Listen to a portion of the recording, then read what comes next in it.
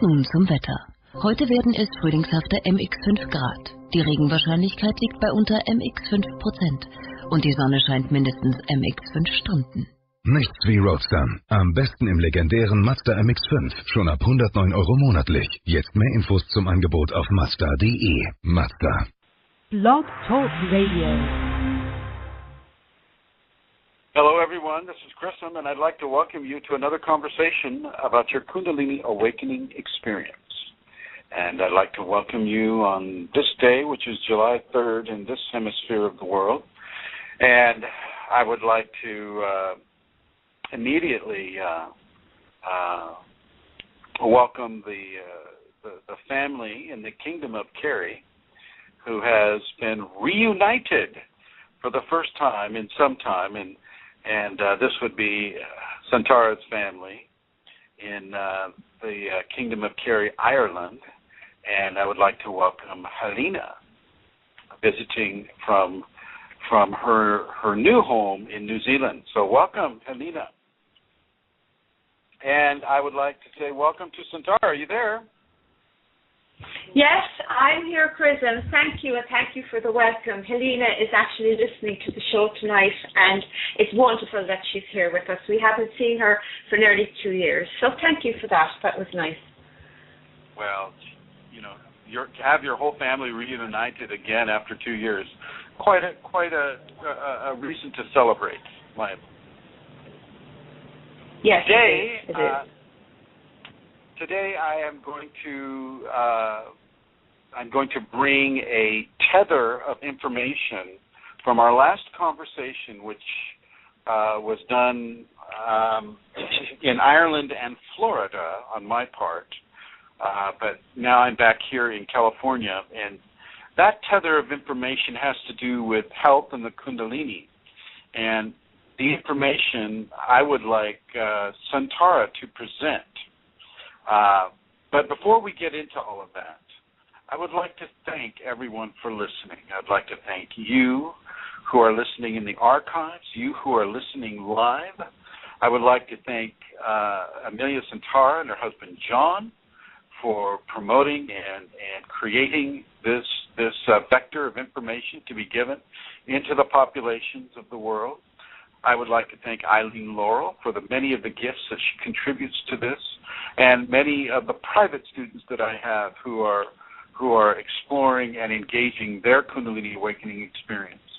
So thank you, everyone, for listening and involving yourself in this program. There are some other areas that you can partake of if you wish to learn more about what we're talking about. The first area is a website designed and maintained by a gentleman by the name of Glenn Ola from Australia.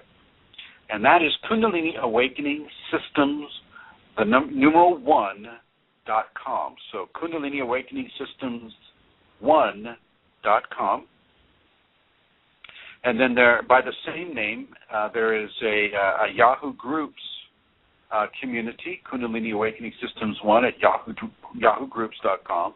And also on Facebook, Kundalini Awakening Systems 1 at facebook.com.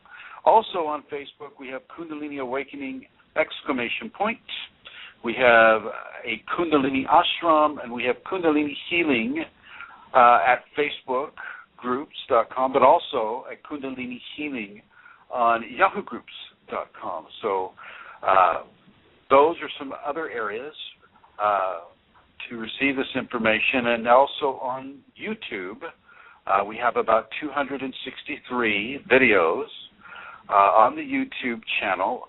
The channel is Chrism 0 and then Kundalini, so Chrism 0 Kundalini, or you can just go chrism.kundalini into YouTube, and you'll come up with the videos. So I welcome you all to explore that area as well. And without further ado, I would like to turn it over to Amelia. Well, okay, thank you, Chris. But before I speak about what I wanted to speak about, I would just like to say that all those places that Chrism has mentioned, as well as the work that he does here, the teachings and the information that he gives, shows how much Chrism gives for people and supports people in a Kundalini awakening, and he works 24/7 doing this, and he does all of this for free. He does not charge at all. And so I'm just going to take this opportunity to again let you know that if you want to support Prism in the work that he does, then I have an address, a website address that I would like to give you, and on this address you will find a donate button, and all donations are received with love and gratitude, and the address is www.ascension-kundalini.blogspot.com. That's www.ascension-kundalini.blogspot.com. And well, what actually happened, what Prism is referring to is we had been talking, Prism had been speaking about health and the Kundalini for 3 of the shows, and last week I dropped him a line when he was in Florida to let him know that I was experiencing what I call Kundalini vertigo. And vertigo is something that I have experienced really on quite a few occasions since my Kundalini awakening. And I realized that we had not mentioned it at all in the Health and Kundalini shows. So I said to Prism, maybe he might refer to that again. And he said, I will let you refer to it, Amelia. So I haven't actually prepared anything, but I would just like to say a little bit about vertigo from my own experience. I suppose vertigo is something some people feel has to do with, heights or a fear of heights, or that it has to do with inner ear balance. And of course, it probably has something to do with that. But from my perspective, vertigo isn't just about balance. It can also be very visual. For me, vertigo can manifest in 2 ways. It can be something that I experience inside my head and something that I experience outside my head. In other words, I can have a dizzy, it's like a dizziness. My head is dizzy and whirring, and I am extremely unsteady because of what is going on inside in my head. It's like a spaced out sensation, but it's a whirring as well. And then another kind of vertigo is when my environment outside spins, when I am steady and the environment itself is spinning and shifting and moving. And that creates then an unsteadiness in me. And sometimes the 2 things combine, and that's what I would call a very severe vertigo. So, for example, the other day I woke up and my head, I just felt a little bit spaced out, but as I began to put my feet on the ground and walk, I began to feel completely dizzy and disorientated. And sometimes when this occurs, there can be feelings of nausea, and it can be quite unpleasant. And sometimes for me, this can occur out of the blue, just it doesn't have any references at all. But on this particular occasion, I feel it was a communication from Kundalini to me, and it was connected into diet and things like that. So sometimes the vertigo comes almost as a communication of when I need to pay attention to things, and other times it doesn't. But it is most definitely a Kundalini symptom. And I know that other people have experienced it as well. And so for me, I pay attention, and I don't do anything other than that, and pay attention to what's happening in my life. And in some cases, I need to surrender some behaviors. And it just passes. It passes in its own time. I can't think of anything else to say, Prism. Oh, no, you're going very well. Many times a person's 5th chakra will be going through the infusion of the Kundalini. The Kundalini energy is reaching into that chakra. This is after, say, a spinal sweep, but it's going in for the transformative changes that occur. And And this will affect a person's inner ear. This will also affect the pools of liquid stabilization we have within the inner ear. And the ears are not just about hearing. They're also about balance, and they're also about many of the psychic qualities that occur in conjunction with a Kundalini awakening. And as you go through the transformation, you may indeed experience what people would refer to as vertigo or dizziness, or the inability to kind of match up what you normally would have been doing at that time with the current status quo within the Kundalini awakening. This all comes together. It all corrects itself. It's not something that you have to worry about forever and a day. It's just part of the transformation process. And so I think it's well worth mentioning. People who say walk a tightrope, say you're a circus performer and you walk a tightrope, and now you've had a Kundalini come up and your fifth chakra is being worked on, and you might find it a little difficult sometimes to walk that tightrope. Always use a net while you're doing it that way. So yeah, your balance can be affected. The dizziness can be affected. The levels of experiential vertigo can be experienced, and many different levels too. I think Amelia Santara gave you some very good examples of some of the levels that she's experienced, and yet also realize that your levels will be unique to you and your experience, but may share some similar qualities. So thank you, Santara, for the gift of your experiences. You're very welcome. And I do think it's important to say as well about the visuals, because that is something that doesn't always happen, but when it does, it can be extremely challenging when the visual things shift and move in front of your eyes as well. So it's eyes as well as ears, I feel, or so it was for me anyway this time. Especially if you find yourself driving and then all of a sudden your visuals start to move around, it can become devastating. So yeah, with the eyes, ears, and even some of the other coordination senses that we have, there can be a time when it becomes a little bit distorted. Don't be afraid of that. Don't think that this is a forever symptom. It may happen a few times, and it may fade. It may happen a few more than a few times, but it will eventually fade. It's a transformation, and so typically in a transformation sequence, you have a start, you have a middle, and you have an end. The sequence of time that transformation occurs can be very, very long, and can also be very, very short. Amelia? Okay. I'm getting the Irish noise. Oh, are you? Okay.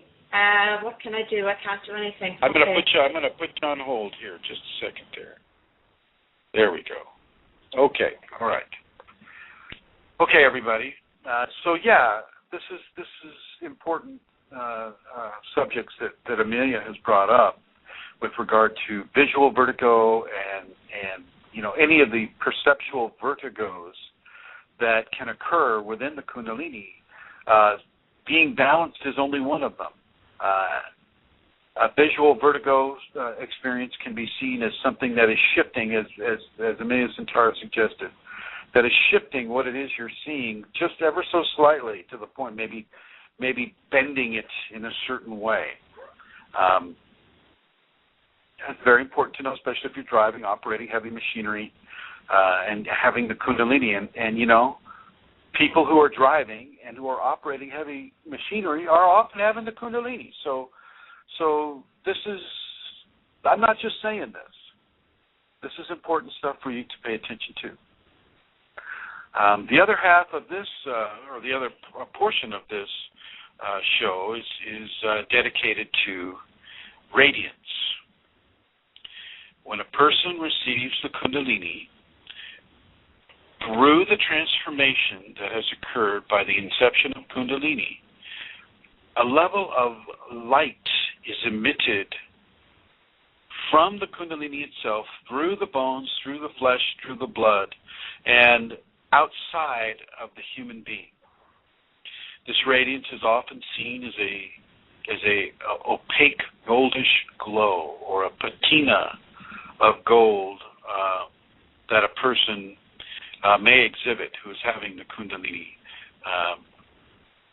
When you think of your teacher or another person that you know that has Kundalini, like say Amelia Santara, you listen to her words, and maybe you meet her the next day, and then you go home and your memory, you remember her, and yet you remember a patina of gold or a patina of shimmering silver.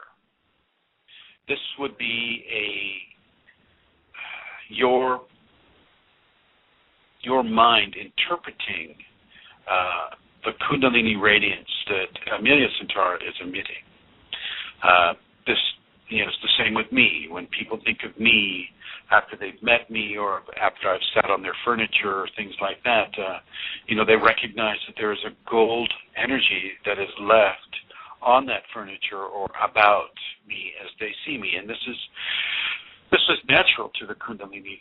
Many Kundalini people will have this, and it's not to be seen as an affliction, and yet nor is it to be seen as any great exaltation either. It is a fact of the energy. It is an artifact, if one can use that word, of the radiance. The radiance itself is a real thing, and for those who are having Kundalini, you can feel the beginning of the development of the halo.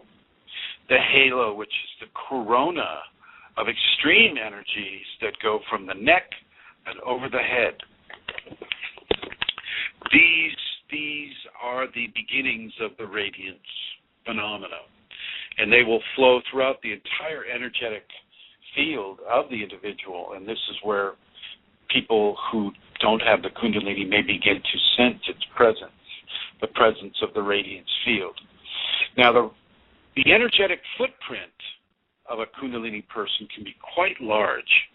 A city block is not out of the question. A mile in diameter is not out of the question.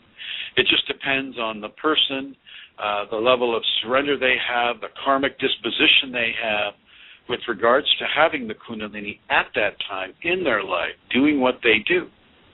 Okay? It's a tremendous thing. It's no small matter having the Kundalini, and yet you as an individual, shall we say, ego-based psychological entity, at the early points along the path, you're not required to be, shall we say, responsible for the Kundalini radiance that emanates from you.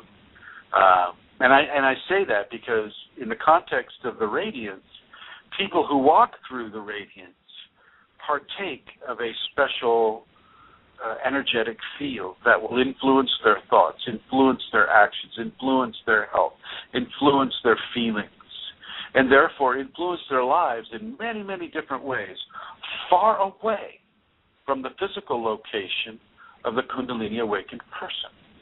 Okay? This is the purview of the Kundalini radiance itself. You have to remember that Kundalini is itself an intelligent energy. And the amplification of this, I'll call it a divine intelligence, is given through its marriage to the physical human body system.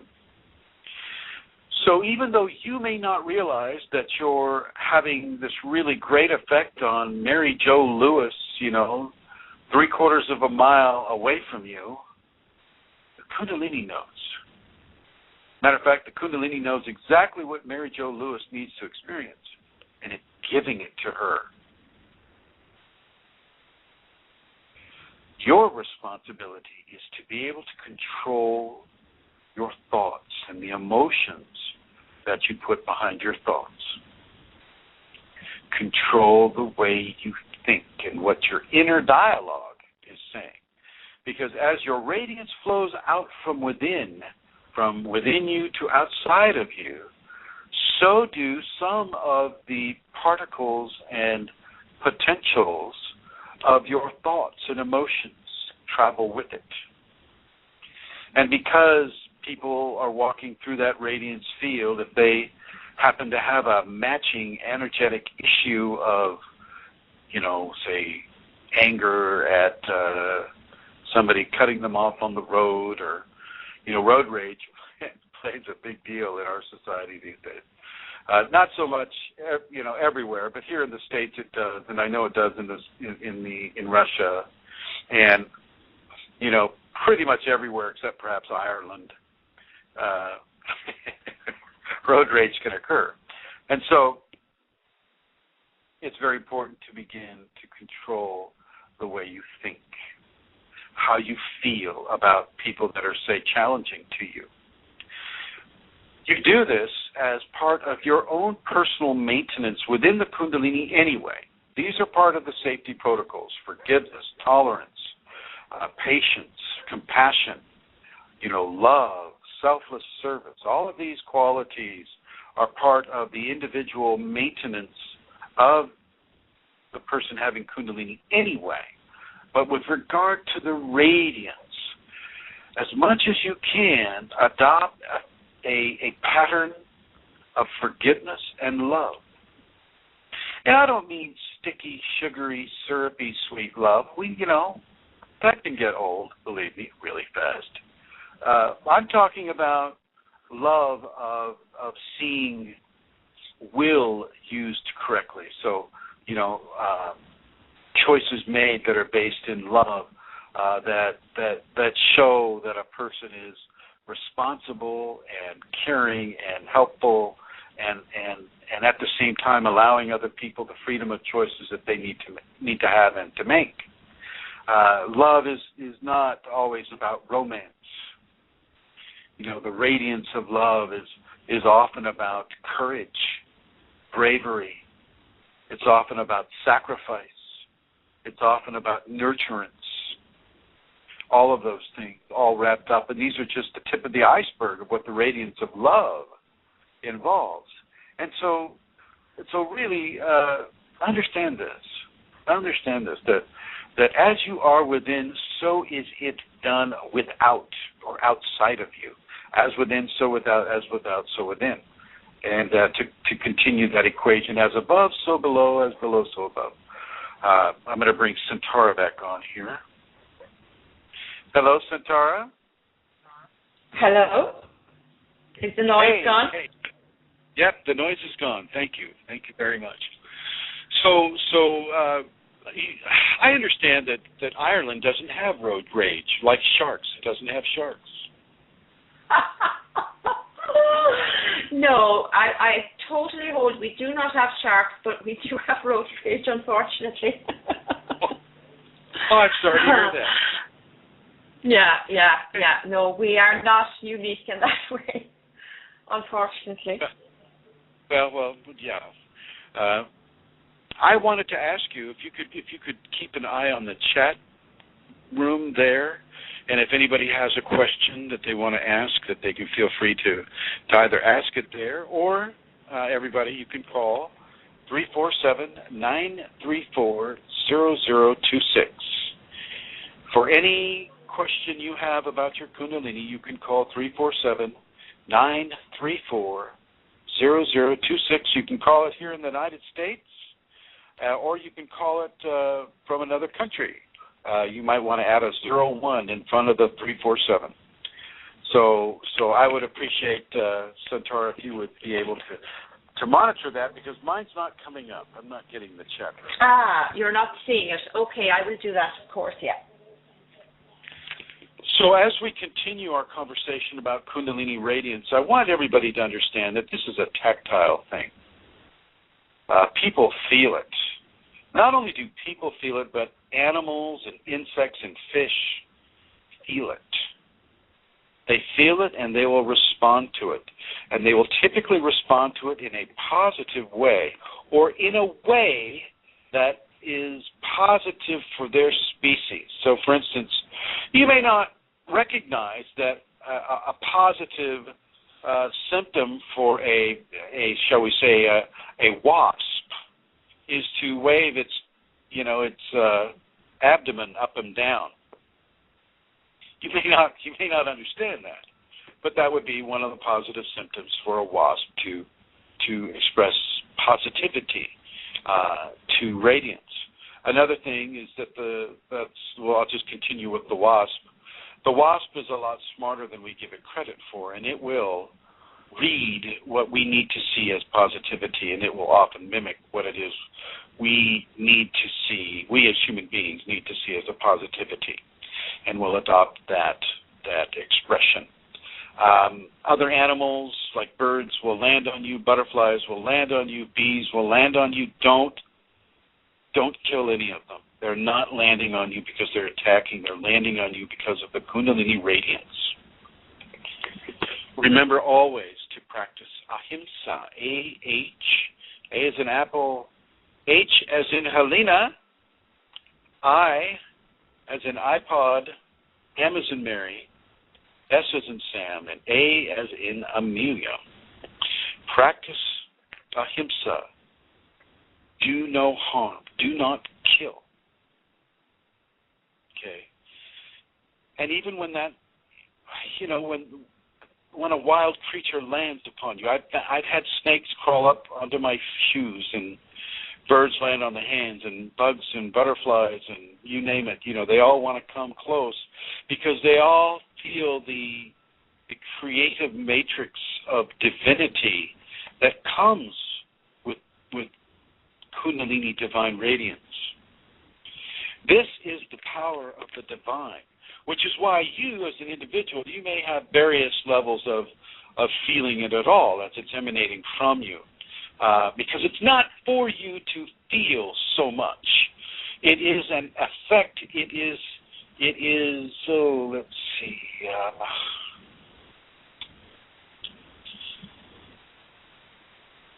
It is beyond your senses for the most part. The radiance isn't there to stimulate your awe or your wonderment.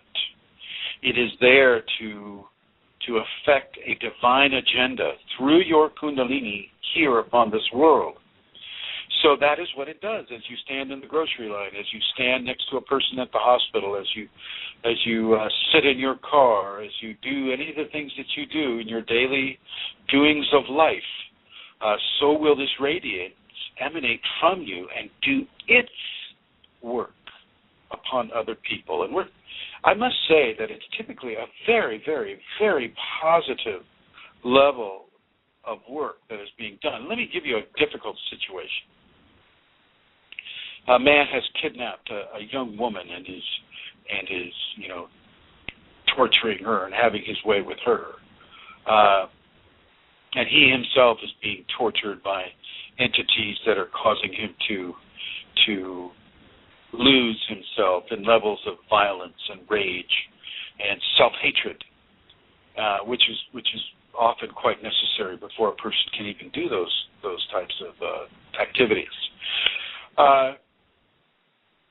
Somebody with Kundalini may pull up in their car next to the house that this is taking place in. And all of a sudden, that woman is allowed to go. And the guy doesn't know why, and the girl doesn't know why, but what they both know is that it's happened. This is the type of thing. It will change a person's demeanor towards love, towards the sanctity of life, towards the expression of honesty and the understanding and honoring of truth, towards the validation of grace, the grace of love, the grace of courage, the grace of truth, the grace of being able to stand on your own 2 feet. Okay, self-reliance. All these things can be increased by virtue of standing within the radiance field of a Kundalini awakened person. Now, yes, this Kundalini awakened person, they need to have had a spinal sweep. They need to pretty much be non-resistant to what the Kundalini is giving them to experience. There are certain requirements for people that they must partake of in order to open themselves so tangibly and selflessly into the Kundalini. You can't be, having Kundalini and hating every minute of it, saying, "Oh, damn you, Kundalini, leave me alone, I hate you, da-da-da-da." You can't be in levels of resistance. First of all, because your emotional attitude and the energetics that you're developing within that kind of a response is going to be very detrimental to people around you. Okay, so your radiance is greatly limited by the action of the Kundalini itself. Remember the intellectual properties of the Kundalini itself. It knows you better than you know you. Okay, I'll say it again. The Kundalini knows you better than you know yourself. But that doesn't mean that it makes all the choices for you, because it knows you. Well, I know Mr. Chrism, and so therefore I make all the choices for him. No. You have your work to do as well. You need to come in to a recognition of the Kundalini. You need to be at peace with this, in love with this, working towards this. If you're like a private student of mine, then you're doing everything that you're being given to do, within the idea of a lesson or a practice or things of that nature. You're doing everything that you should be doing, that I have given you as an instruction, and so on and so forth. The Kundalini does know you better than you know yourself, and yet you still have your work to do. Your work in this lifetime is to blend yourself and change your ego to the point where the blending of yourself and your Kundalini can be at its finest. This is where people experience levitation, and this is where people experience some of the greater gifts of Kundalini, which you'll never see demonstrated in front of you. Remember the admonition against self-aggrandizement. People see you do any of your great gifts, they're going to want to vivisect you and sacrifice you for science. So you don't want to go that route, believe me. That's not a happy place. So understand this and realize that the radiance of the Kundalini is another skin, so to speak. It's an energetic skin that can be about a diameter of a mile around you. I've done a video that I have yet to post, and it's taken at a crater site in Arizona, and this is I think it's Crater National Monument or something like that. It's on privately held land, but they built a big visitor center there, and it's the family that owns it is really into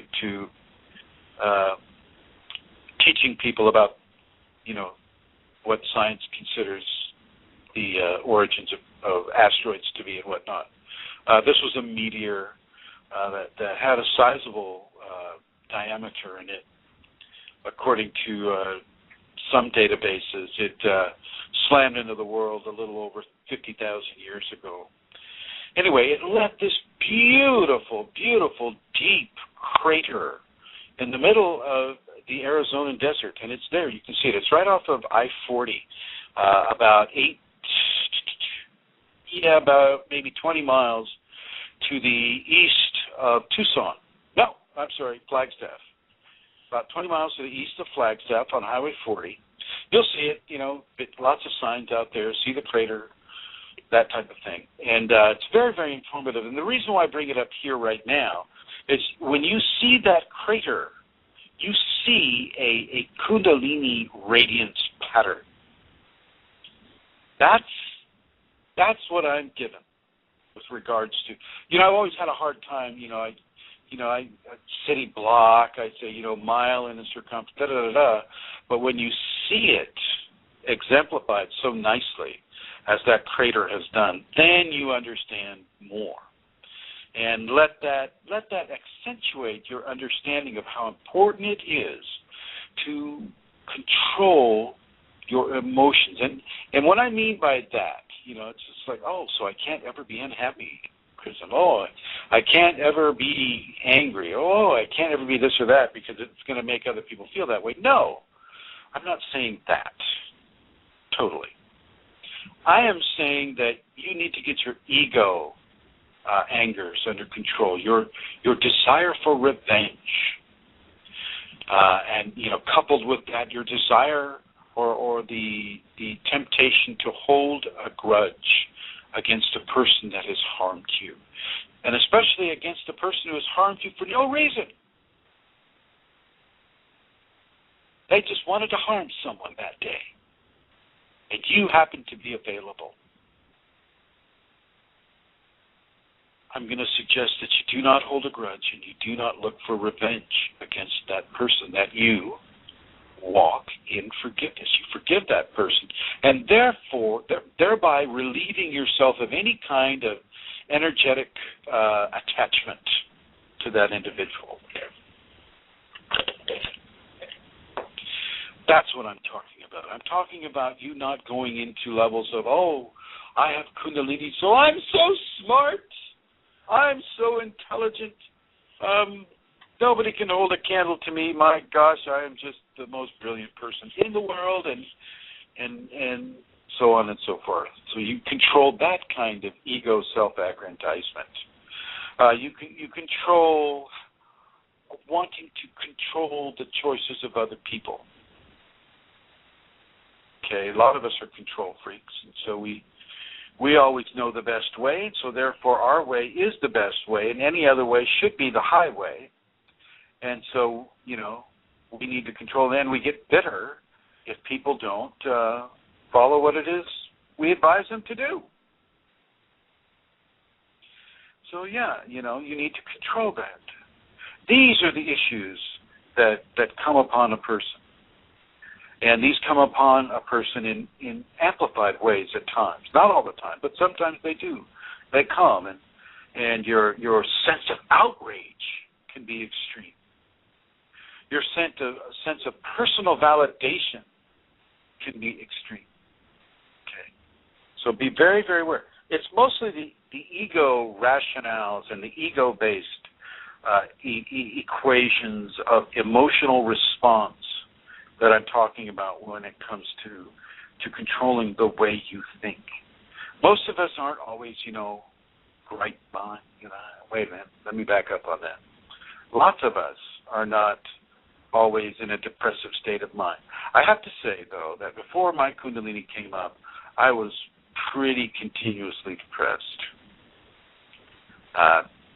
Didn't really feel I fit in very well here at all. And even after the awakening, came up, then I knew I didn't fit in very well here at all. There was no question. And so this can lead a person into levels of depression, and this depression can be radiated outward from their body. And you can even see people that have just a regular, 6-foot envelope of energy around them. And when they're in a bad space, boy, you can feel it, you can see it, your body responds to it, you take a step away. Maybe you move out of line next to that person, let them go ahead of you or whatever. You can feel it. And so these are the types of things that I'm talking about when I say control your thoughts. And I do reiterate, control your thoughts. It's very important to do so. As best you can, walk in the footsteps of St. Francis of Assisi. And this was a man who walked in forgiveness. And if you look at any of the pictures that they have of him from the 10th century, birds are landing on him, butterflies are landing on him. What do you think's going on with old St. Francis? Kundalini is what's going on with St. Francis. They just didn't know what else to call it. They called it Holy Fire of Christ or, something. Anybody that may have a question about their Kundalini awakening experience, feel free to call 347-934-0026. There is a question, Prism. Oh, sorry. Hi, can you hear me? What's that? Sorry. There are 3 questions from Sadvi. Will I ask them now, or do you want to wait? That's fine. Now's good. Okay, so the 3 questions. So it is, are the 5 bodies the sheaths or layers that yoga talks about? The next one is, Let me answer this one. Okay. Hi, Sadvi. Hello. Thank you for listening, and thank you for asking a question that many, many, many more will appreciate beyond this one day. The Shis, or the Purushas, I believe is what the Sanskrit term is. Purushas, the Shis that when you read it from the Sanskrit, you kind of get the idea that these Shis are covering the person outside to in, but I see them more as an inside to out. They are part of what is a human being is. The 5 bodies are not taken directly from the Purushas or from these layers or sheaths that you're speaking of, but there are similarities. I can't disregard it. When the safeties were being written, the 5 bodies kept coming up to me, and then with the addition of the 5 Tibetans, 5 always kept coming up. 5, 5, 5. 1, 2, 3, 4, 5. And you follow it up to the 5th chakra and all of these things, and you begin to realize that the other 2 that make the 7, and actually the other 4 that make up the 9, those are not strictly physical, and so those have a metaphysical and physical identity, and so they're not included in many of the ancient writings as a strictly physical phenomena, whereas the 5 are. You have the 5 senses, you have the 5 chakras, you have all of these 5 scenarios. With the sheaths, there are similarities. I won't deny that, but they were not designed following the Purushas. I looked up Purusha later on. The word kept coming into my head, and I had no idea what Purusha meant. And still, it's not a very clear thing. You get so many different translations. But the sheaths and the 5 bodies do have similarities, and if you're following a Sanskrit model, then use the 5 sheaths as a way of focusing your 5-body expression towards a greater harmonizing attitude with the Kundalini. I hope that helps, Sadvi.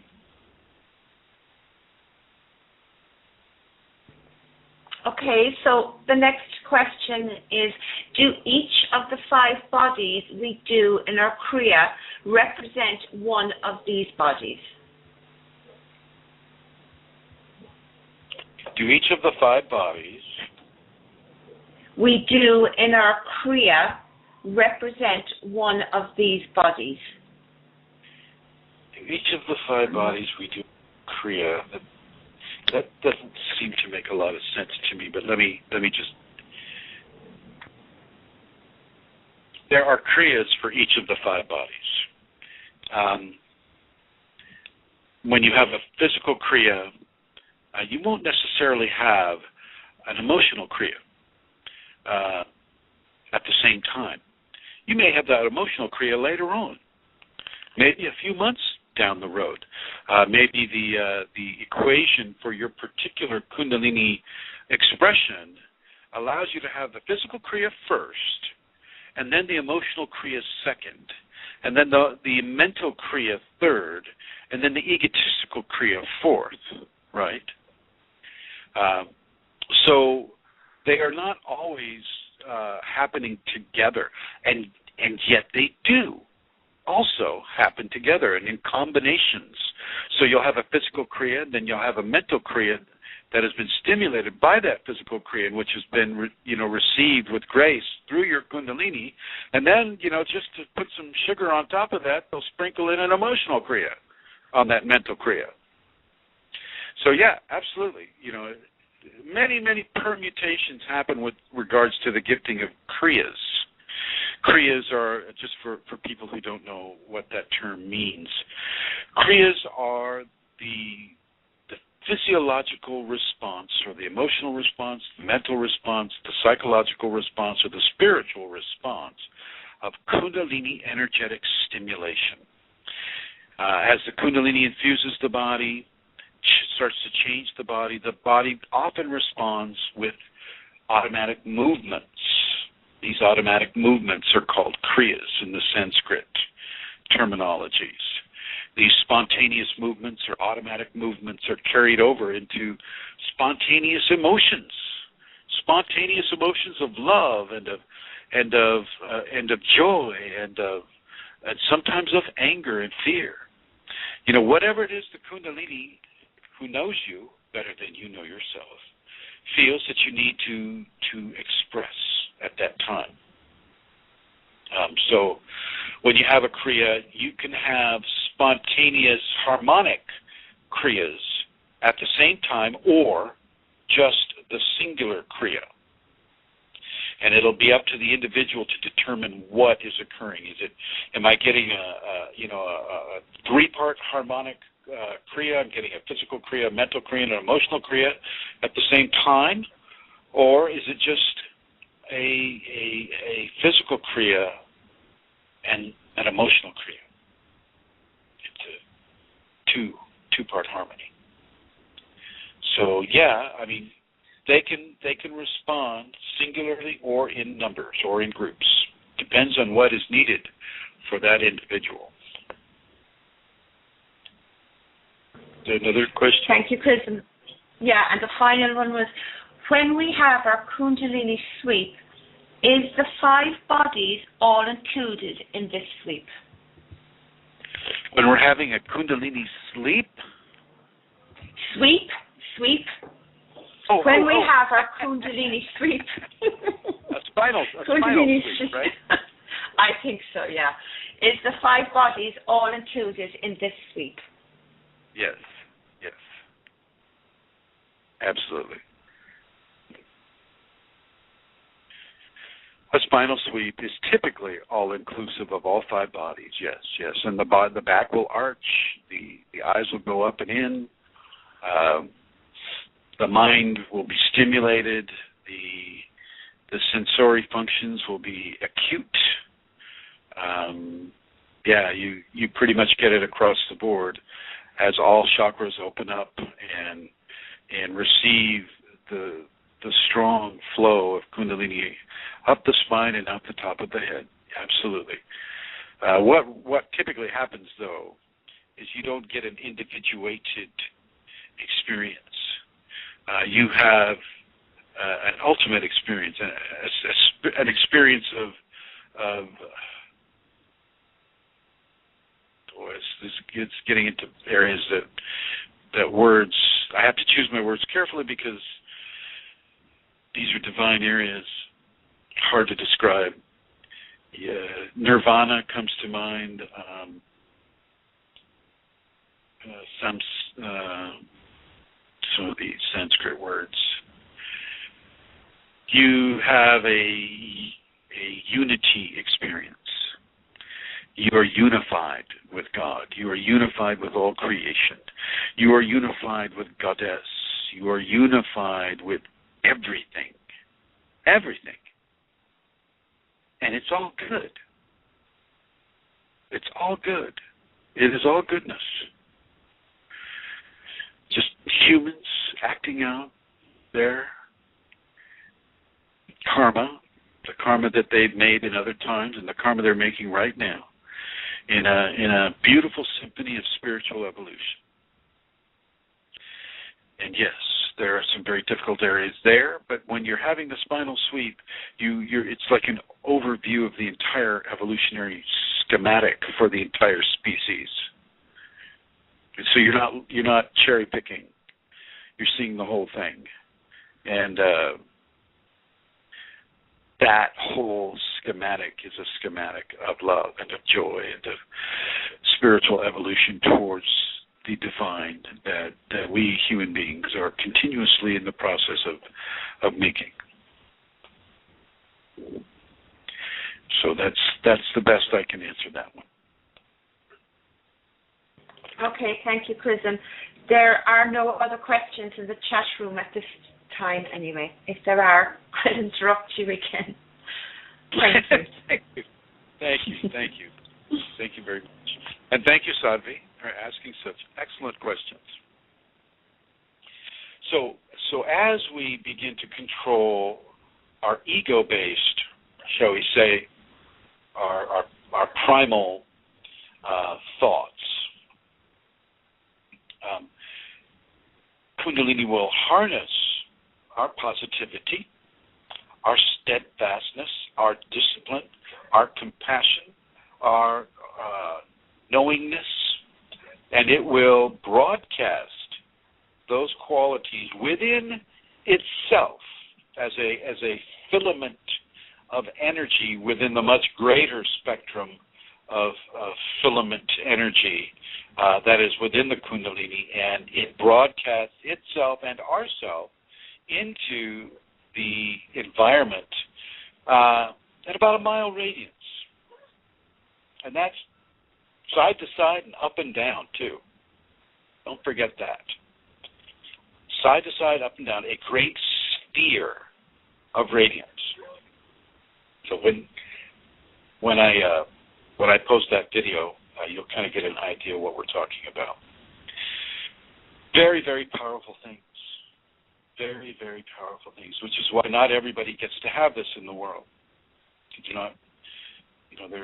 They're not quite ready yet. They're all going to get ready. They're all getting ready. This is what they're doing. But different times for different folks. That's what it is. We have to meet our karma in other ways as well. So, as you recognize your radiance, now one of the things that I'm going to backtrack a little bit here. I'm going to go back to the halo. The halo is, I have to go back even. The seventh and sixth chakra, the forehead chakra and the top of the head chakra, the fontanelle. These represent divine gateways on the human being. The thousand-petaled lotus is what the Sanskrit people still call it. But there's a lot more than 1,000 petals. A lot more.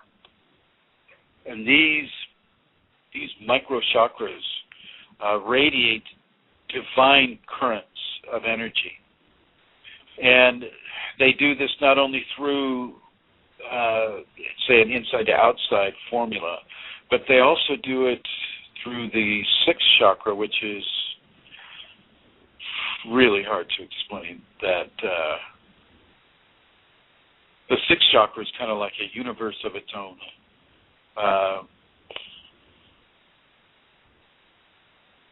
It's kind of translating visual stimulus into metaphysical reality. Just a really bad way of describing it with words. But you will feel at your temples, you'll begin to feel a pressure. And that pressure will expand into a ring around your head. So the ring around your head will go from your temples to your third eye, and then all the way back around your head, and it'll feel like you're wearing a band around that portion of your head. This is a similar feeling to the golden helmet, by the way. Very similar feeling, except you have more of an expressive temple-based feeling than you do with the golden helmet. And once again, for those who are not familiar with the golden helmet, is what a person can feel who's approaching Kundalini activation. It will follow the hairline in almost an exact way of an old Roman golden helmet, or an old Roman helmet. The reason why they call it the golden helmet is because it's Kundalini, it's divine. It'll follow the hairline. Even if you're bald, it'll follow where the hairline would have been. Okay. And so what I'm saying is that sensory perception is similar to what you get with the halo. The halo is natural to all Kundalini people. It's everybody gets it. Everybody gets it. They get it in differing qualities because of the level of their acceptance or resistance, et cetera, et cetera. It's not all about one way. So as your halo grows, you begin to feel a spiky quality. If you look at the Statue of Liberty, look at a picture of the Statue of Liberty, and you'll see that she has spikes coming out of her headband, so to speak. Check it out. Go Google her right now. Especially you listening on the archives. Google the Statue of Liberty, get a picture of her up there, and you'll see those spikes coming out of her forehead. Well, that is a halo. Except they don't end. They don't end right there. They continue into the cosmos. The halo is a concentrated movement of energy from a Kundalini awakened person into the environment. The halo is one expression of that, and it permeates the Kundalini expanded aura. It's the sun within the sun, so to speak. And your heart does the same thing. Your heart is the sun. It's another sun within a sun. The heart has a level of radiance that is tremendous. Okay, but I'm going to move to that just in a second here. So the forehead and the spikes of energy that come out of it, they don't just come out of the forehead. Literally, the spikes are the entire top of the head. And these are big spikes. These spikes go on beyond that mile diameter. Okay, the mile diameter is the Kundalini radiance that comes off of the 7 chakras. The 6th and the 7th, it comes from a different place. It is transphysical. It's transphysical. And so, it's transdimensional, transphysical. It goes straight from physicality to divine consciousness. I know that's a big leap for people to take. They don't even like me to say the word divine because it implies religion. But it is. It's of a divine quality, and it just keeps going and going and going and going. And with your Kundalini senses, you can follow it as it goes. But your mind will not be able to process what it is it experiences, except very, very small minutia of experience. You can follow those radiance beams up, but don't expect your petty little human brain to be able to process what's being given there. But you can hear the frequencies. And some of you may hear music, celestial music, or the voice of a guidance. You may hear that. With the heart, I'm going to move to the heart. The heart has a very different radiance. It is a radiance of love. It is, in a way, it is the most powerful radiance on the physical planet. The heart is an activation, station, and equation, all of its own. I was reading the posts of one of the groups, the Kundalini Awakening Systems 1 at Yahoo Groups, and a gentleman by the name of Rudy posted a quote by Maharsha.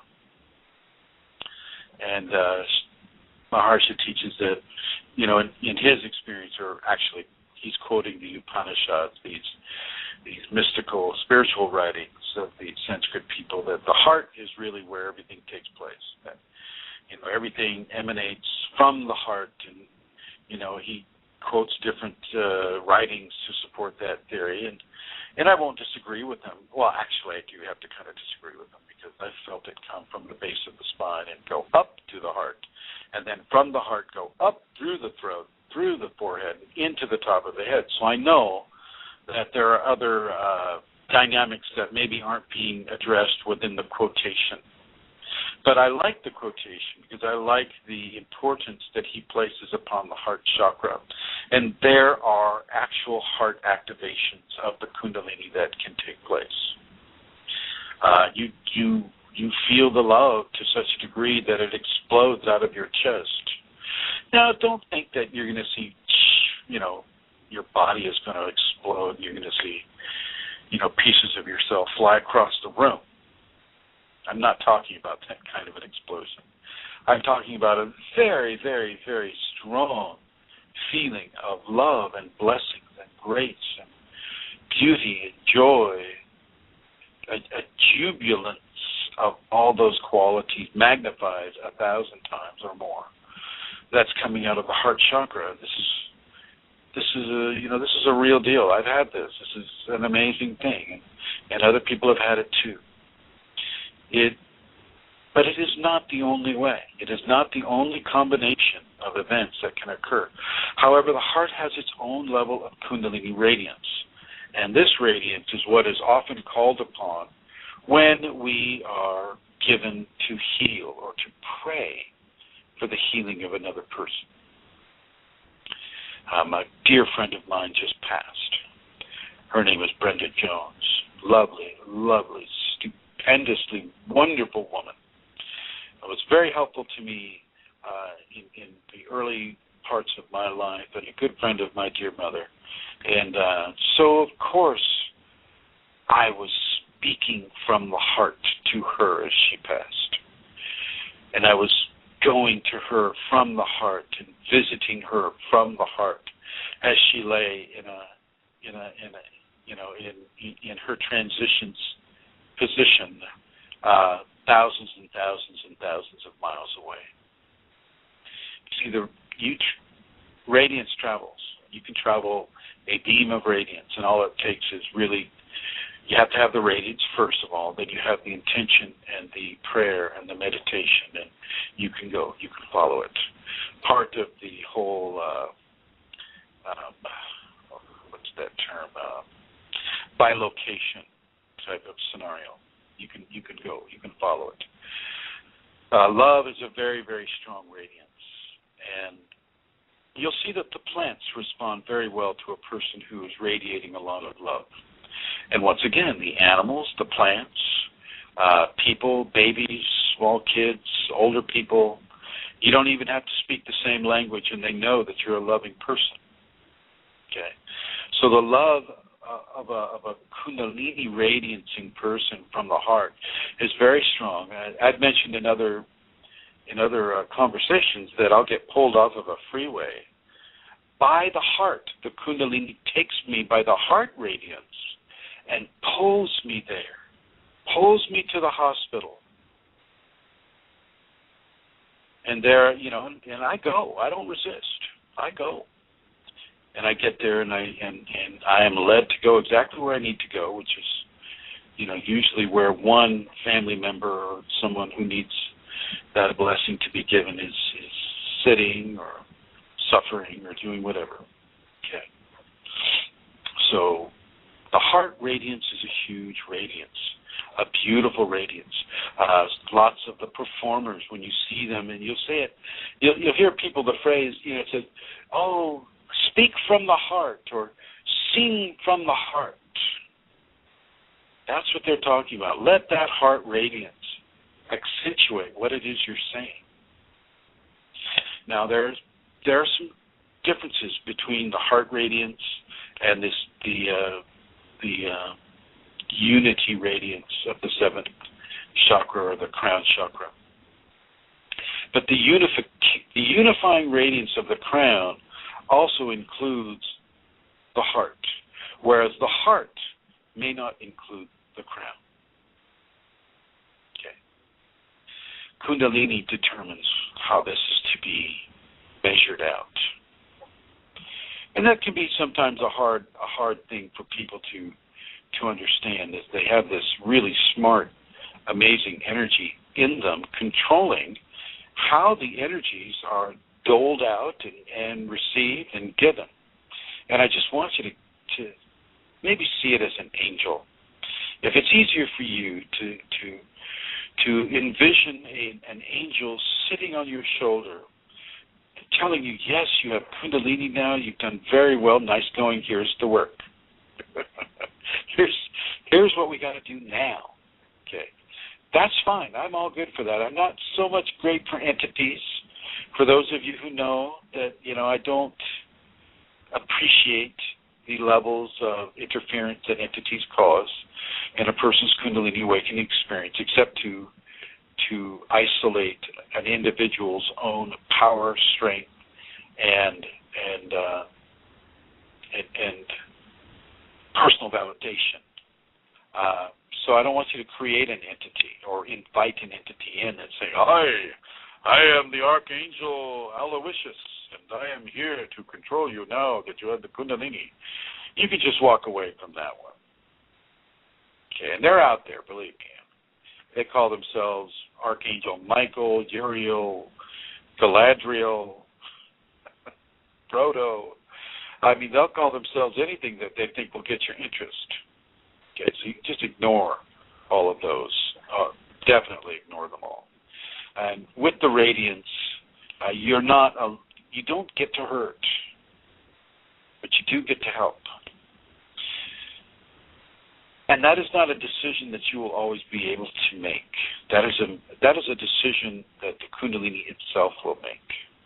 It will determine how that goodness is to be given. And it may give you something physical to do with it, say with the radiance, because when you start seeing your energy, you're going to see energy coming out of your hands, out of your fingertips, out of your mouth, out of your toes, your toe tips, your knees.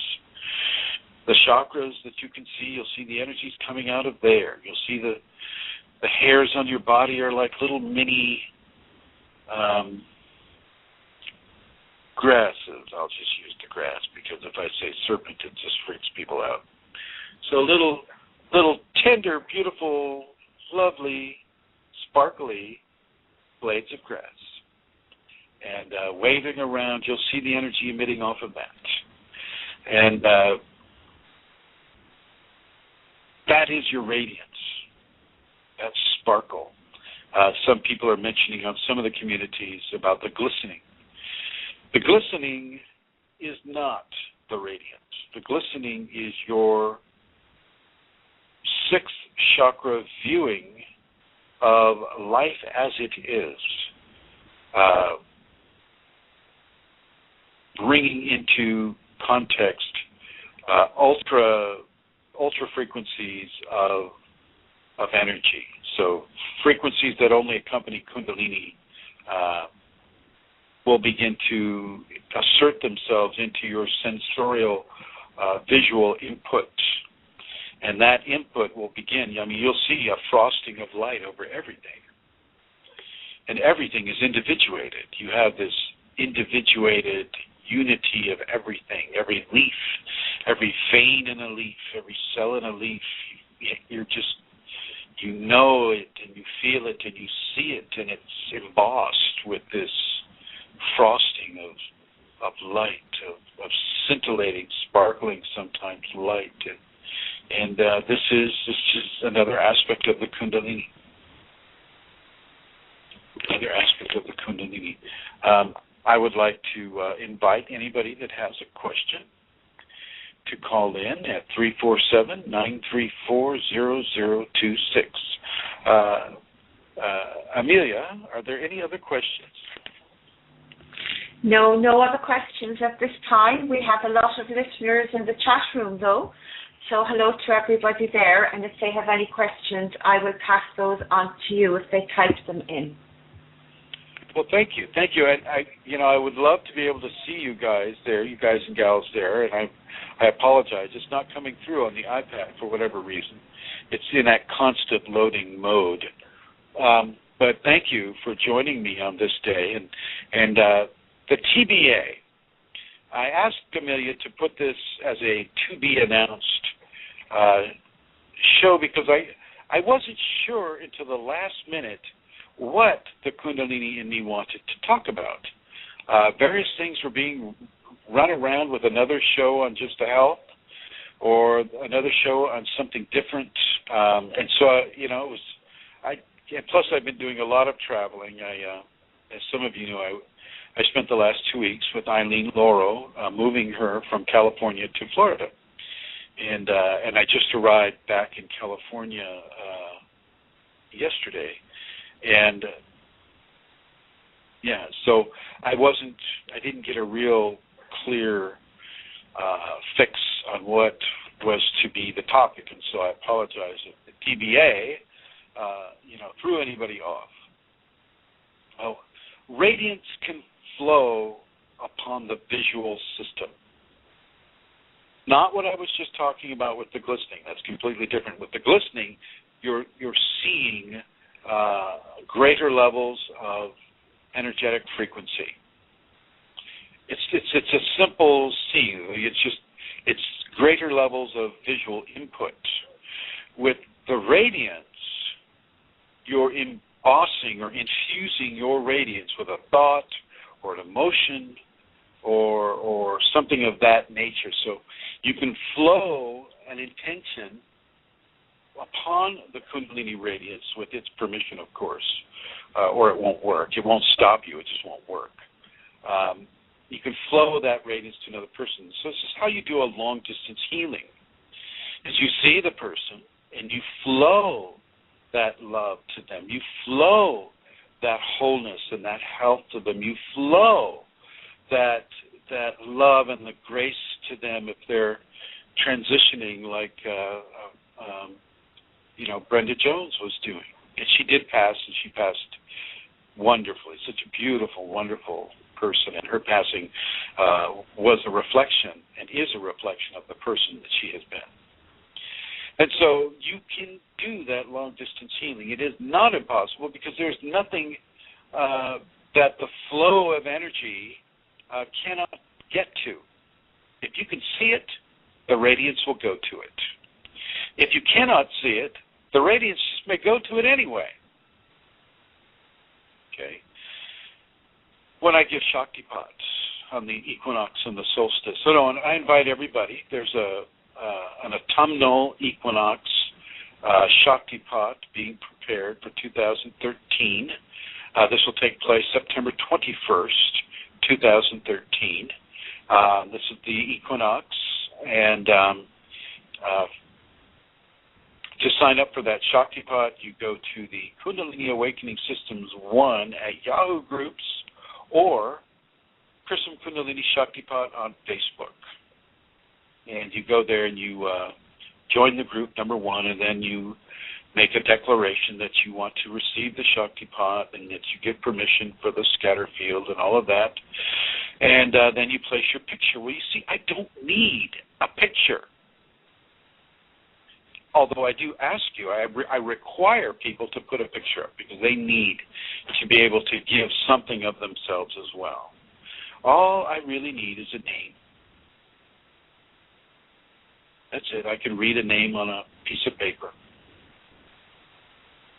The Kundalini is not limited to the five senses.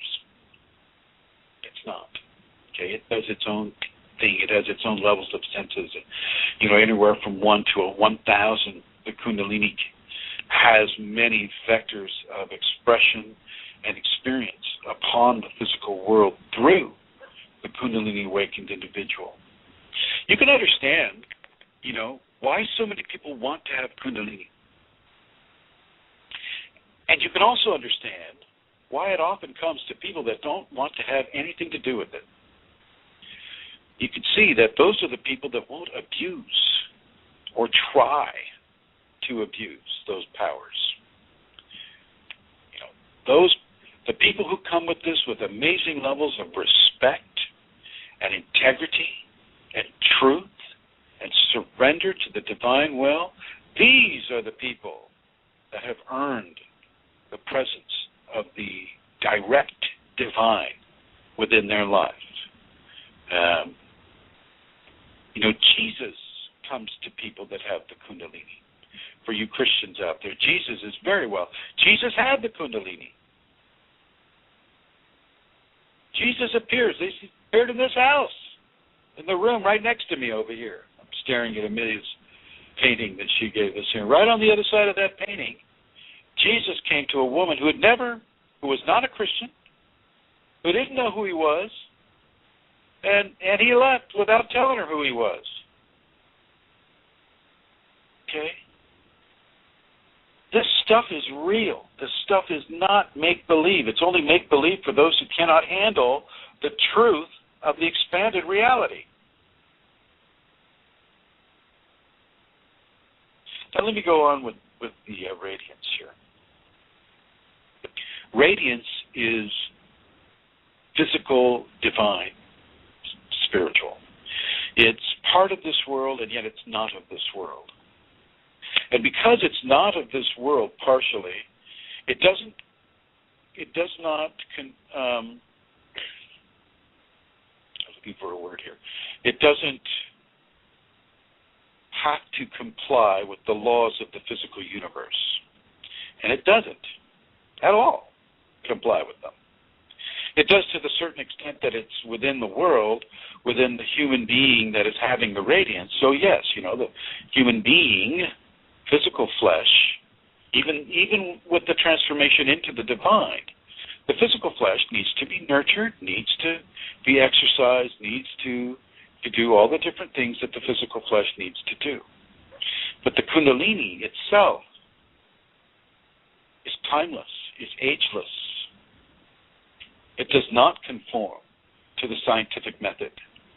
And therefore, it does not conform to the rules that we understand science is setting up.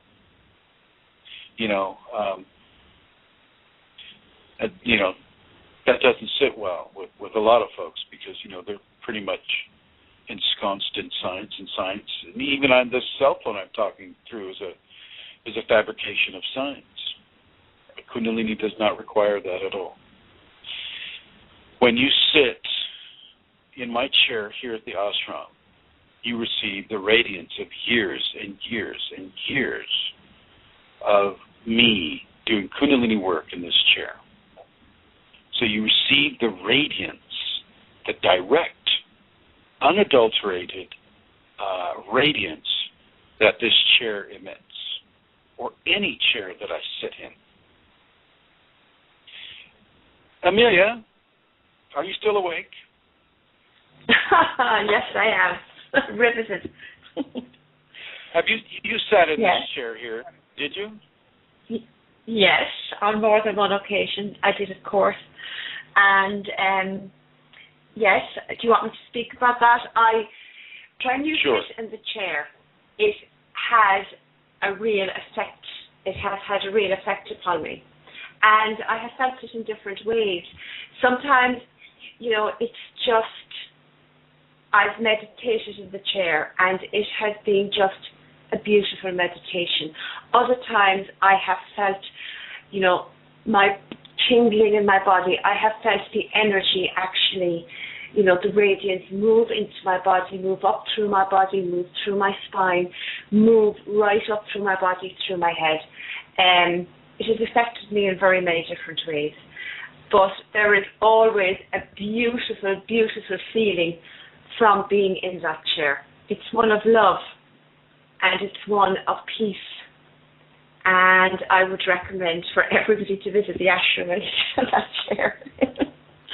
Well, and I'll extend that invitation to everybody who's listening to this. If you want to come to the ashram, you can do so. You can email me at kfire4all. That's K as in Kundalini or King, KF as in Fred, I as in iPad, R as in Radiance, E as in Emily, F as in Fred, O as in Oscar, R as in Radiance, A as in Apple, L as in Love, L as in Love. Kfire for all at yahoo.com. So KFIREFORALL at yahoo.com, and that's all lowercase. So you're all and invited. The thing is as well, I feel the Kundalini within me respond. I can feel my own Kundalini when I'm sitting in that chair. It responds every time. Well, yeah. It's not. I'm certainly not replacing your Kundalini. Your Kundalini is responding to my Kundalini that is sitting in the chair. Mm-hmm. Yeah. Actually, there's another comment here as well in the chat room from Sadvi, and it's about the glistening. And she says that she has had the glistening of the light on leaves and bushes in nature. And she's had it 2 times, once when she was at an ashram in India, and once 2 years ago when she had the Kundalini awakening. And it was not just in nature, it was with people as well, and she even had to wear sunglasses. So that's her comment on the glistening. Well, and actually, I remember. I'm surprised the sunglasses worked at all. I remember as well. It's transphysical. Yeah. I remember as well when you were speaking earlier a time where for a couple of days I was conscious, like physically aware of absolutely every single blade of grass, every leaf on the tree. And it was constant, and it went on, even driving the car. As I would be driving the car, I was aware of every single branch on trees. It was an amazing experience. Now, it's not with me now. It was Thank just God that for particular you and time. your family. Yeah, I know. But it's an amazing thing, and to yeah, I know, and to actually sit though, to actually to be quiet and to look, it was amazing. It's an amazing thing. Yeah. Well, thank you thank you, Sadvi, for your comment, and to you as well, Amelia. Thank you for your description. So the radiance sticks to physicality. It will stick to a chair. It'll stick to a doorknob. It will stick on a glass or utensil, silverware, on a wrench or a pencil or a keypad. It will stick to that. And it will have physiological effect on the next person who may or may not be awakened that comes in contact with it. So once again, this is another reason for you to be very, very mindful of your thoughts and your emotions and your feelings. And it doesn't mean that you can't get angry. It just means that you can't stay angry. You don't get to stay angry. I know. I'm a hardline here about that. But you don't get to stay angry. You can, however, stay joyful. You can stay feeling good. Matter of fact, that will become a permanent place of expression for many of you. If you practice any of these teachings, if you accept any of these understandings, your entryway into permanent levels of joy and bliss are being constructed by you and your practicing of these teachings. The activation of your Kundalini. Okay. So I want to encourage anyone. Questions? Please do. Whenever you're, yeah. Fashtia asks a question. Can one perceive the radiance emitting from the fingertips? Yes. Vashti, hello. Good. Thank you for listening, Vashti. It's good to hear you. I can't see you, but it's good to hear your question. One can perceive it to a degree. One can feel it more than perceive it, though. You can feel it, and as you feel it, your perception of it will increase. Doing the finger lock, or if you can follow one of the Qigong models of forefinger tip to thumb tip, middle finger tip to thumb tip, ring finger tip to thumb tip, pinky finger tip to thumb tip, and then back the other way, and then going back and forth over and over and over and over and over. That's a Qigong model. Actually, and you can actually do a meditation with forefinger to thumb tip, and then middle finger to thumb tip, then ring finger to thumb tip, and then little finger to thumb tip, and then back on.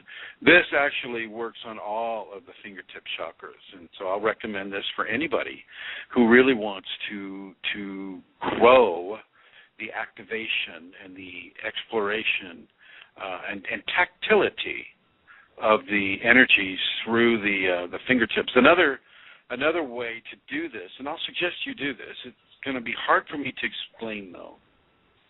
I may have to make a video about this. What it is you take you put your fingernails of your fingers, not your thumb, and you put all your fingers together. Let's set the phone down here. You put all your fingers together on both hands, and then you lay the fingernails against the fingernails of the opposite hand together, and then you go up and down, rubbing the fingernails together. Okay? And you do this for less than 5 minutes, but you do it every day. And even if you do it for just a few seconds, you're going to feel this tremendous vibration in the fingertips of your fingers. I mean, it's palpable. And this will also serve as an activation point towards a greater perception of the energies that are coming out of your finger chakras, your fingertip chakras. Thank you, Fausti. Good question, as always. Halo has a question, and it is, why should we not talk about Kundalini, mention it at all to anyone, even those we trust, such as close family or friends? So why should we not talk about Kundalini? This is Halo. Halo? Yeah, H-E-Y-L-O is how it's spelled. Yes, Halo. H-E-Y-L-O. Hello, Halo. Hello. Yes, excellent question. Wonderful question. Kundalini is far outside of the reality matrix of almost everybody in your life. It is so strong, and it's so pervasive, and it is so dominant for a time in a person's early activation that its presence will typically frighten those around you, your parents, your friends, your spouse, and this will inevitably lead to a 911 call or a trip to the hospital for you, where, in the hands of the medical industry, you will be poked, prodded, tested, given drugs, and in some cases thrown into a psych ward. And in order to save a person, and I know, now I know where you're going to go with this. I know that you would never think that your friends or family would do that type of thing. Never in a million years would they do that to you. But they would. They would, because they would be doing it as a gift of love to you, thinking that they were helping you, thinking that you had a severe illness, and the doctors are going to call it bipolarism with severe schizoidal tendencies. And your mom and your dad will go down there, and they'll cry, and they'll weep, and they'll hold you, and they'll just say, "Take the drugs, honey. It's okay." This will be a very painful thing for them. And they'll think that they're helping you.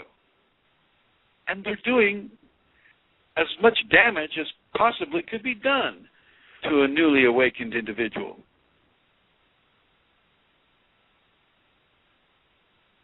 That's why you don't talk about it with them. It's not because you want to keep something from them. It's because some people, they're just not ready yet to have it. They're not ready for the amount of phenomena that's going to occur. I had another student come up to me the other day. Yeah, I just split up with my ex-wife. She thought I was being, what's the word? Possessed by demons.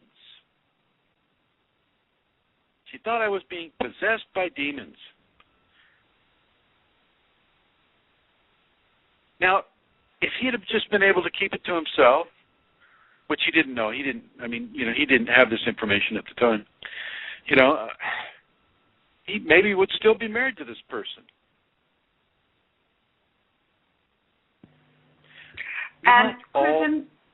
Yes. Hello is actually Lauren is her name, and she says she's wondering. She says, I think it's more likely that they would do that if they didn't know it was Kundalini. And she says that her mom has come. Her mom is worried about her.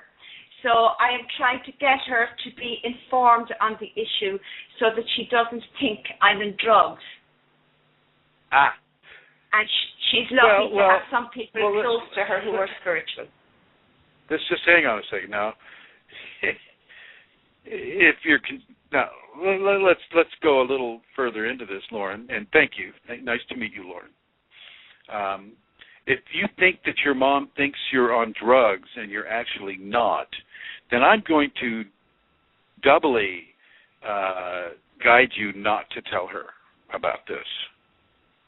If she can't tell when her daughter is on drugs and when her daughter is not, even within Kundalini, especially within a Kundalini scenario, this is not a person, who you really want to talk about with this. This is someone who will take you to the hospital quite quickly, thinking that you're on drugs.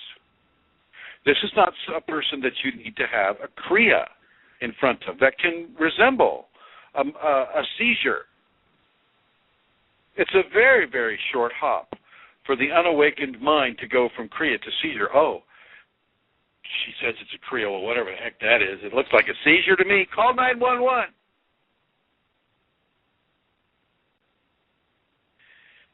People don't understand it. I've warned people not to do this over and over and over again. And then I'll get a call. I'll get a last-minute call from the family right before the ambulance shows up with the straitjacket. And that's a real deal. They put you in a straitjacket. And, is there anything you can do to help him? He keeps saying that you know what's going on. We don't think you do. We don't think, you know anything. We think you're just some sort of a hoodlum on the web that he's been talking to. But if there's any way you can help him, go ahead. And Chris and Lauren, Lauren says that no, and she says this is difficult for you. I know. She says no. Her mother knows that she's not on drugs actually, and which is why she is worried. And so Lauren feels if she tells her about the Kundalini, that it would help. Well, here's what I'll suggest that you do then, Lauren.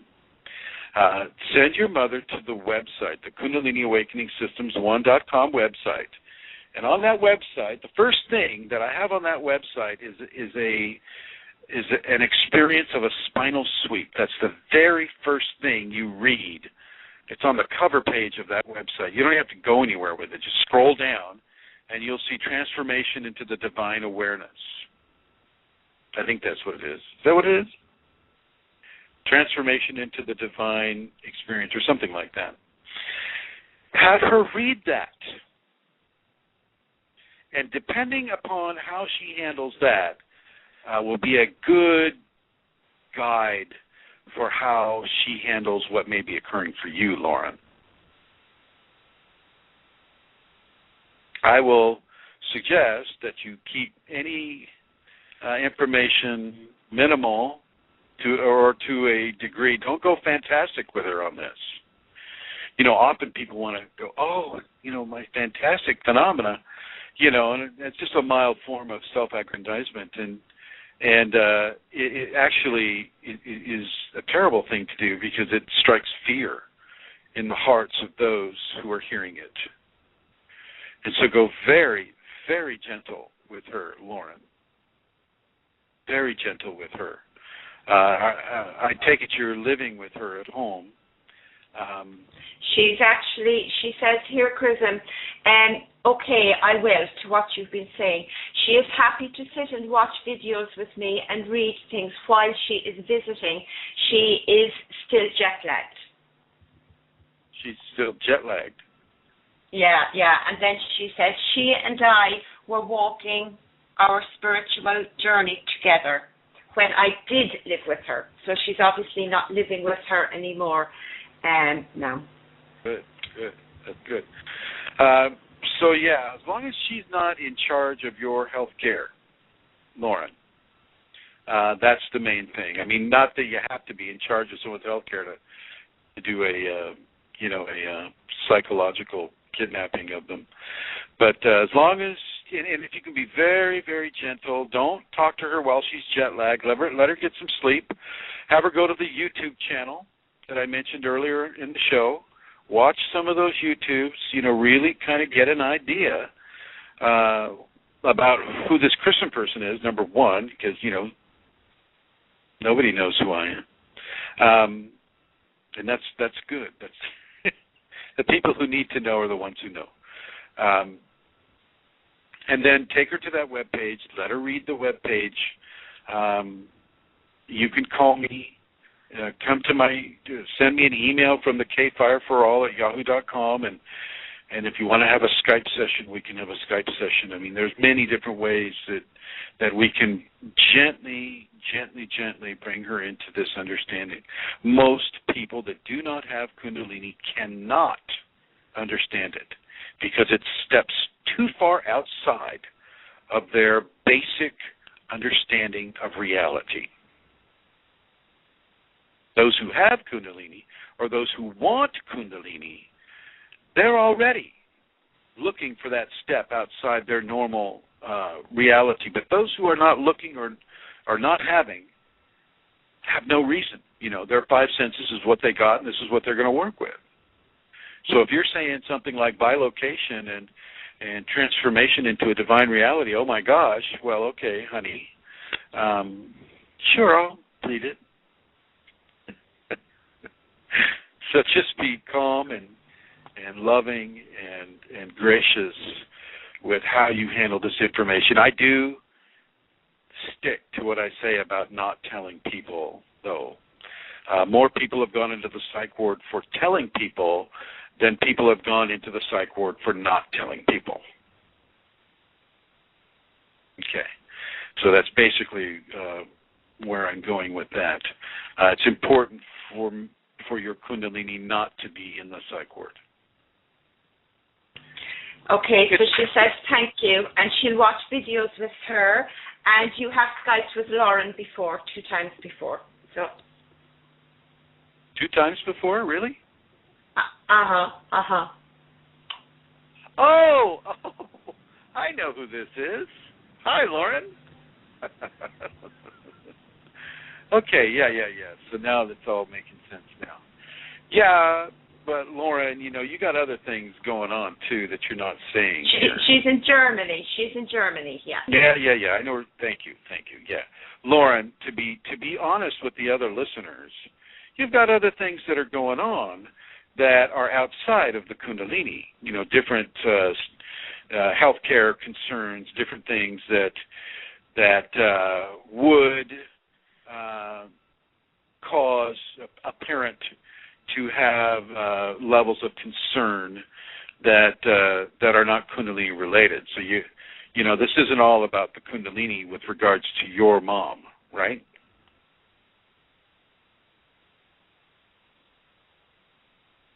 Yes. Okay. Any other questions, Amelia? Hello? Yes, Chris. In fact, she has a question. I have to scroll back up because I was following Lauren's conversation. 1 second. It was about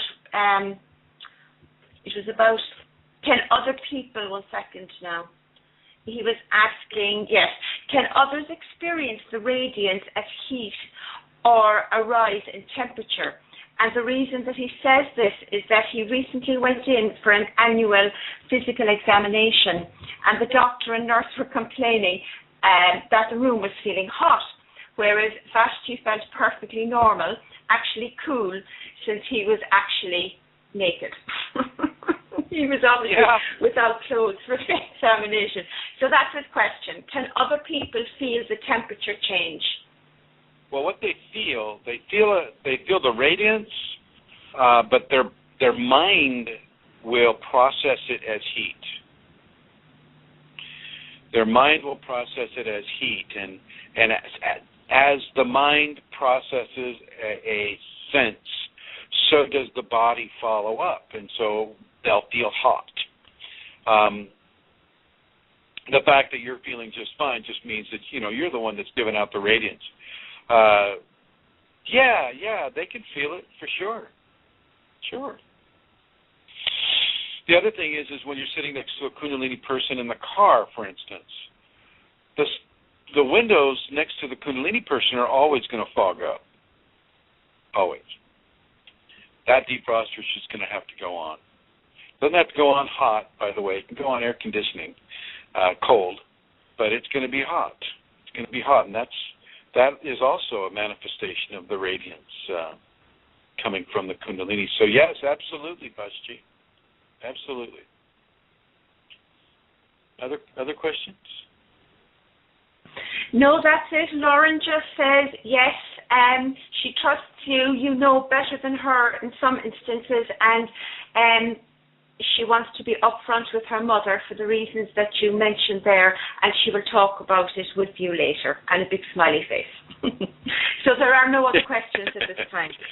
Well, I have to tell you, and I'm going to tell everybody here on the radio, Lauren is this wonderful, wonderful, wonderful woman, and she has Kundalini. She has Kundalini, and yet for the longest time she didn't know what was going on.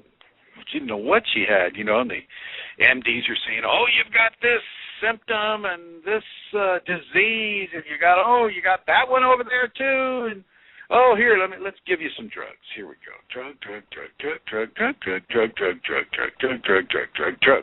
And this is the typical medical response to a person with Kundalini. This is what you're going to run into.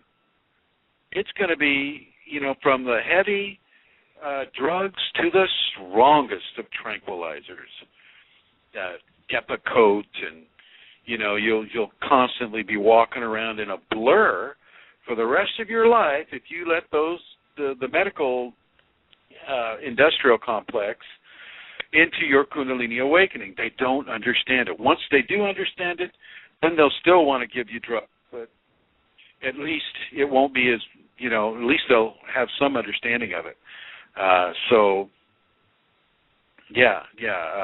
Lauren's great.